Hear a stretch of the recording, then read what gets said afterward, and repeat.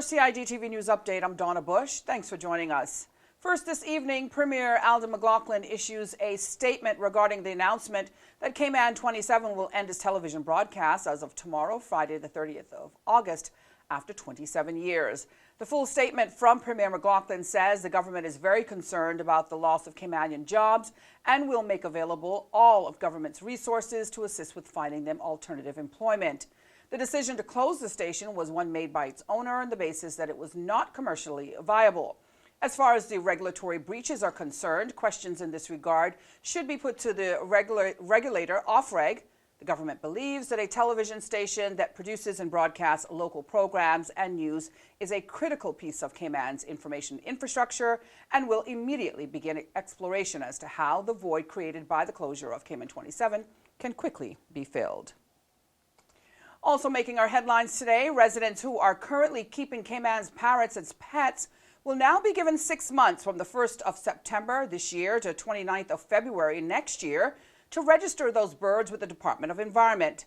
What we're trying to do is do something about illegal nest robbing in the long term, because most countries in the Caribbean have found out the hard way that if you consistently rob nests and take the trees that the parrots use for nesting in, it doesn't take very much to drive them to extinction. And we realize, especially when the hurricanes can knock their numbers down so hard, they just can't stand too many pressures on them at the same time. So although they seem to be doing pretty well right now, we can't take it for granted that it's always going to be that way. After February 2020, any unregistered Cayman parrots that are still being kept as pets may be seized by DOE conservation officers, and the birds' owners can be fined for possessing or keeping them illegally. We're trying to correct a problem with illegal parrot ownership that has been allowed to persist for some 20 years, said DOE Terrestrial Resources Unit Manager Mr. Fred Burton. And the idea, if you have a pet parrot and you let us know you've got a pet parrot, we'll arrange with you to register it, give it a microchip and a band so that becomes a legal grandfathered-in pet parrot. And we're going to keep this going for the whole 6 months. And what we really want to do is try and get everybody's pet parrot registered so that there's nobody with a parrot here that isn't a registered parrot. And that way, when we come up to next year and next year's breeding season, if any new parrots come into captivity, they are illegal parrots. Cayman's parrots are a protected species under the National Conservation Law, as they were under the Animals Law, and really shouldn't be kept as house pets. However, we know that hundreds of people do keep them, and if they're being responsible, we want to give them a chance to continue to keep their birds.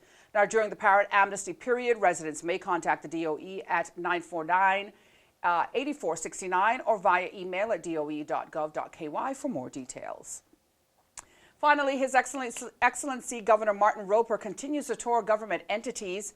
On Thursday morning, he visited the Cayman Turtle Center in West Bay, where large groups of tourists were also visiting. Again, this is Governor Roper's first visit to the Turtle Center, where he was accompanied by his wife and policy officer. The goal of the visit is for His Excellency to understand more about the Turtle Center and what they're trying to achieve and how they go about it. He also met a number of staff and toured the facilities. The plan was also to try turtle meat. His Excellency will continue his district tours in the coming weeks. As always, if you'd like to take a look at what is on CIG television this week, you can go online to gis.gov.ky. Be sure to go to the bottom of the homepage and click on the publications icon. If you happen to have missed today's news update or anything earlier this week, you can go online to the Cayman Islands Government Facebook page, as well as the CIG Television YouTube channel. I'm Donna Bush, thanking you for joining us, wishing you, of course, a very safe and wonderful night. Hoping you'll join me back here again tomorrow. Until then, bye-bye for now.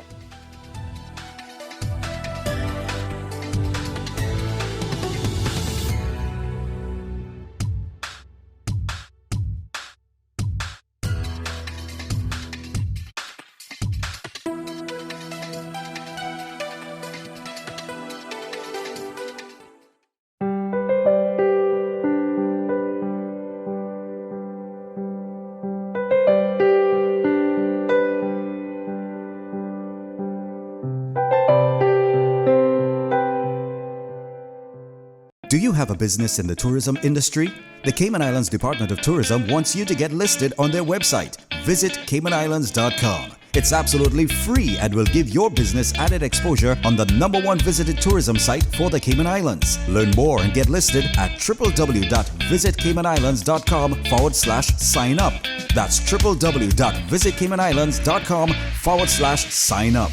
Deadline is August 15th for all submissions. Don't wait. Sign up today. Did you know that planning permission is required for a shed? Did you know you should check with the department as a planning and permit application may be required?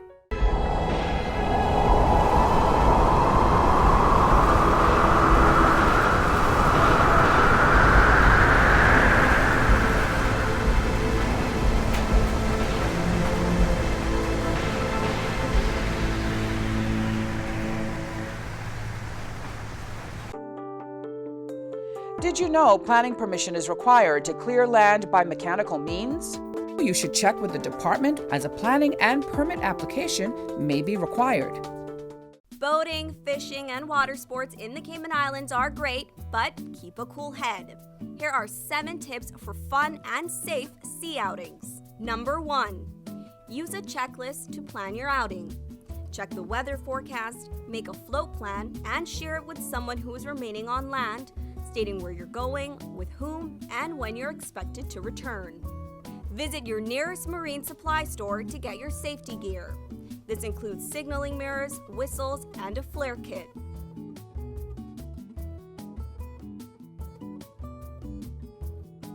It's also very important to have onboard flotation devices and life vests for each person.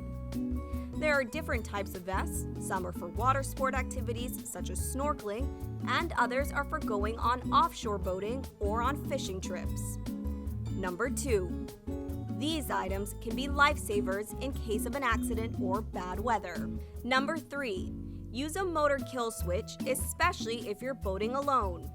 In case of a leak or breakdown, always stay with the boat until help arrives. If you capsize, an emergency beacon or locator device can send a distress signal to inform the authorities of your location. Larger flares will indicate distress to a boat, airplane, or search and rescue officials. Number 4. In addition to sunscreen, food, and beverages, it would be smart to have a cell phone. Make sure your marine radio works. Cayman boaters use Channel 16 to communicate. Number 5. Also, don't forget your anchor and sufficient rope. Number 6. Boat operators should be familiar with the local waters and reefs, as well as the capabilities and functions of the vessels they are using. Always obey the rules of the sea and the marine environment, and have courtesy for others. Number 7.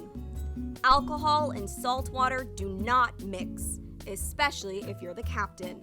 Some useful contact numbers are 911. The RCIPS Marine Base is 649-7710, and the Port Authority is 949-2055. Smooth sailing, all!